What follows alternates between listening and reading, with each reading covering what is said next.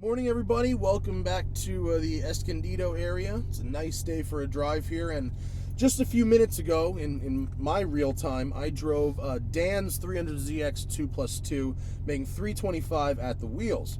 For comparison's sake, we have brought along James here. Thank you so much for coming down. With his 300ZX 2-up, not a 2+2. Tell me a bit about your car. Let's see, it's, I think they describe it as a breather car, so it's got all the breather mods on it, bigger piping, intake, intercooler piping, bigger intercoolers, E85 3-inch exhaust. And so how much power? Stock motor, 500 at the wheels. Jesus, that's serious. That's a lot of power. Yeah. I mean, that's like 200 more than the car I just drove, and that was a lot of power. So is this your everyday car? Is this your weekend car? It's just a weekend car. It just sits in the garage. So yeah, it's pampered. So what was it about this car that drew your attention? Well, in high school, this car came out, and I saw one in the parking lot, and I kind of fell in love with it. And then my boss bought this exact car in mid-'90s. I go, if you ever sell that car, let me know. I've heard that story before. In 2008, came down, and he's like, I'm ready to sell it. Flipped to San Francisco, picked it up, drove it back down the one. Right. It was a great drive home. Good advice for people out there. I mean, if someone you know has a car that you want, let them know. and when it comes time to sell, it could be yours. All right, let's just go straight out this way and see what the power's like. Is there anything I need to know that's weird about the car? The clutch feels normal. It's an unsprung clutch. But no.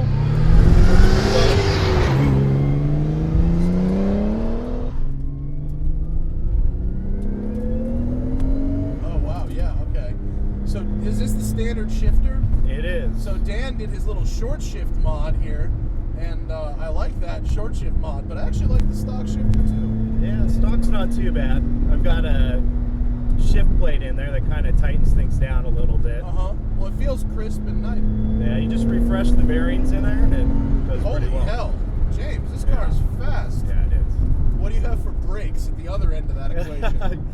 Stop techs up front. Okay, cool. And then 14-inch rotors. Now we're going to turn around actually right here. I just wanted to use that straightaway to get a vibe for the power, and I'm going to do it the other way now that we've scouted.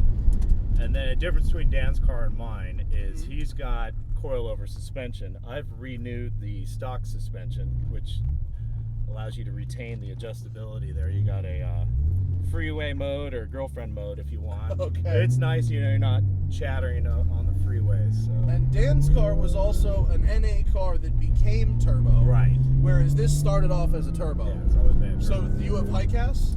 Four-wheel steer? You end up removing it over about 400 horsepower because when the back end kicks out, it can really throw you off. And, I removed it from my Skyline as well. Yeah. I was not that into it. I really liked it, but once you get over a certain horsepower mark, it's dangerous. Dude. This car is dangerous. That's a lot of power. Yeah, I'm just kidding. It's not, but it feels great. It feels very strong. You get used to it, and I thought 500 was a lot. Now I'm ready for a little bit more. Yeah.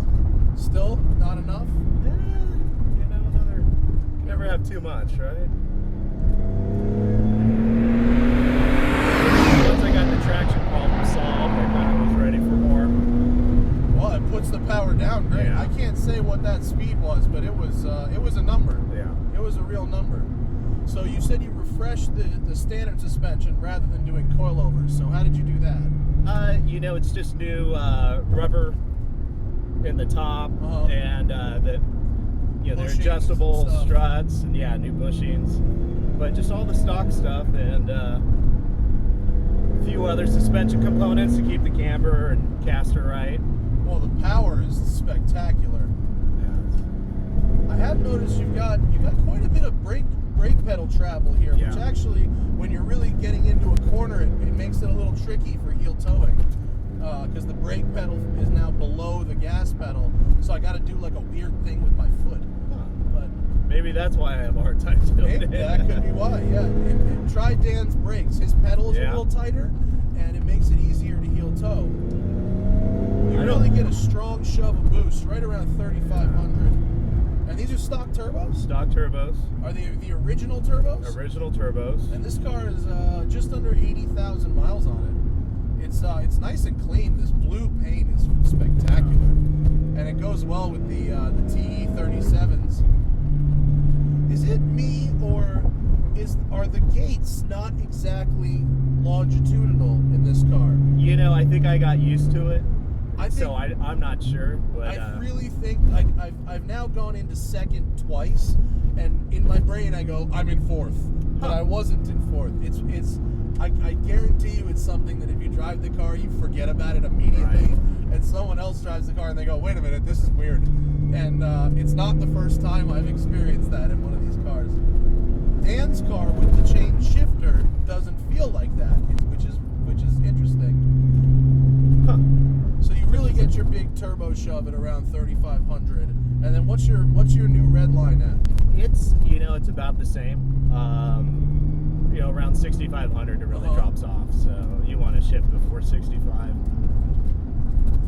And so you converted to E85. How annoying of a process was that, or was it no big deal? Well, it's not too bad at all. I had there's a shop in Chatsworth called Specialty Z. The guys there are real sharp. They took care of all of it for me, so that was the nice part. They recommended what to buy and actually helped me out. The car was completely stock when I bought it. Went to them and they said, "Here's what you need to do to get to 500." So. And how, if you don't mind, how intense was that? Was that a really scary bill, or was it like, okay, that's reasonable? I did it in phases. I put all the parts on and then got it to a certain point where I could drive it up there, and then had them tune it. They went over it. There's certain things that they know. They work on just this car, so all the little hoses and everything, they went through, did a really good job of replacing all that stuff, and then they're some of the best tuners. So as far as, how many years did you say you've had this car? Well, I got it in 08. So 7 years, almost 8 years you've had the car. Completely stock when I got it, and I think I just finished it last night. So thanks for telling me now. But overall, I mean, has your ownership experience been really good? Would you recommend this as a project for others, or not really? Well, I think I got lucky with this car. It was a real clean car to start off with, and I was thinking about leaving it stock, but it had 49,000 miles on it when I bought it, so it was really in good shape. I think you can.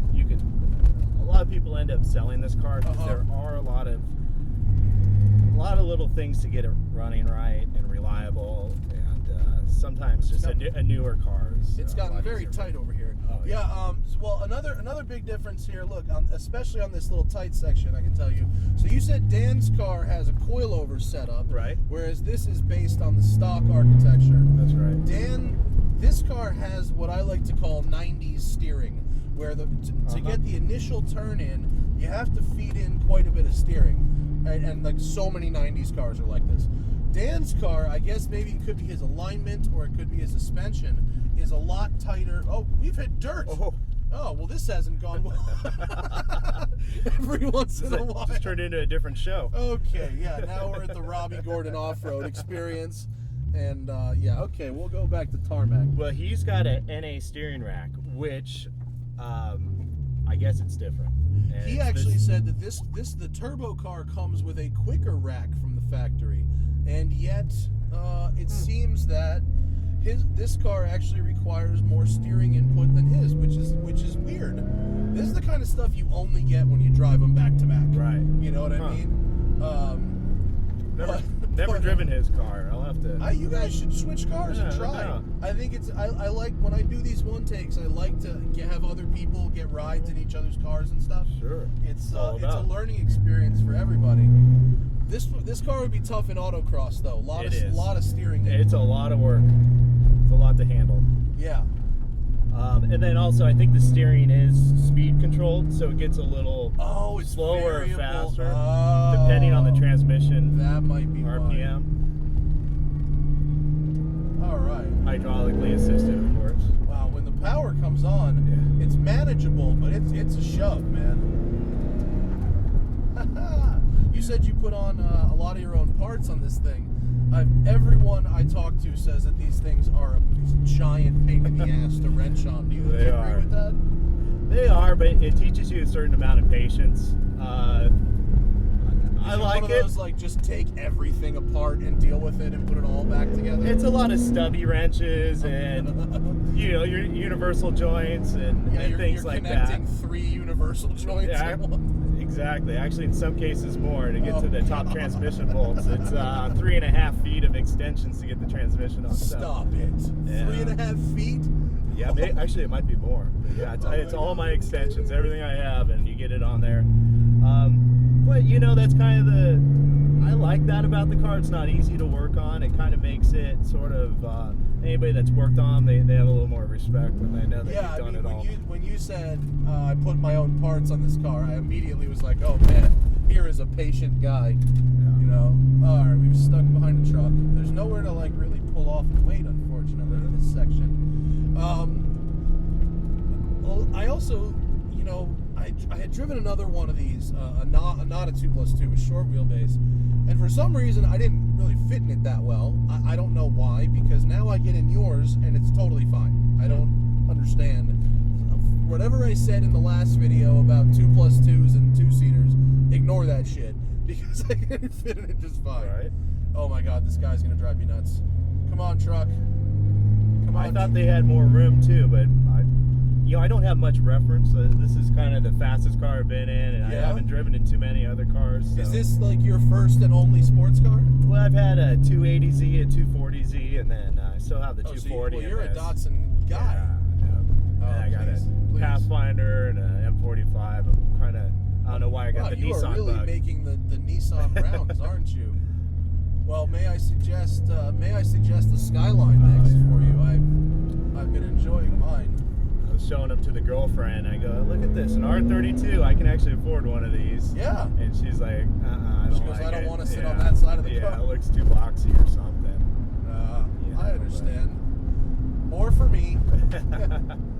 But I was saying also with Dan is, the V6 is not inherently the smoothest engine configuration, and yet this one feels a lot more like an inline 6 in terms of a lack of vibration and stuff when you drive it. Yeah, the torque comes on a little sooner. Yeah. And it doesn't quite rev as high, but yeah, it's pretty smooth. But it's still got a similar vibe to it, I like this thing. It's very fluid. It's really, it feels, nice and tight, balanced, Yeah. I love the power. The power feels just right. Tires go a long way on this car. Tires go a long way on every car. Oh, geez, These are NT01s, right? NT01s, 275s up front, and 305s in the rear. 305s? Wow, did you have to modify that to work? Just roll the fenders, and then a well-centered rear wheel helps. Okay. But, this car is pretty sweet, dude. I'm a fan of it. It's fun. It's really, really, it's good looking. It's got a good presence to it, and it drives well. I'm definitely about these things now. I never really thought about them much before driving yours and Dan's, but they're really cool. It's a little bit of therapy every time I drive it. It relaxes me a little. Hello. I don't think that hikers are too thrilled with me, but they knew enough not to stand in the road. This is great, James. Really, really nice. Really like user friendly. No real quirks, no real vices. Just get in it and go. How is it, like, if you get stuck in a traffic jam, does it get unhappy, or is it okay? No, it's fine. It doesn't overheat, runs real cool. Wow, and it is flex fuel, so if you run low on the 85, you can just put 91 in it, right? If you want it to be more of a Cadillac ride, you just hit the button, and that's it, huh? It's smooth. Wow, it's so cool. Thanks, James. This was great. These cars, the more I drive them, the more I like them. They're really cool. They're from that era where the Japanese just spent all the money on development. Yeah, my favorite era of cars. Yeah, I mean, between this and the Supra and the RX-7, those cars, they only really stopped selling in America because they got too expensive. When it was more than a Corvette, it seemed silly. But in hindsight, what is this, a 95? 93. Go back and drive a 93 Vet and then drive this, and it's like you realize why they were so expensive. Mm-hmm. and they last. They're good. Thank you guys, and thank James for sharing his really neat car with us, and I'll see you next time.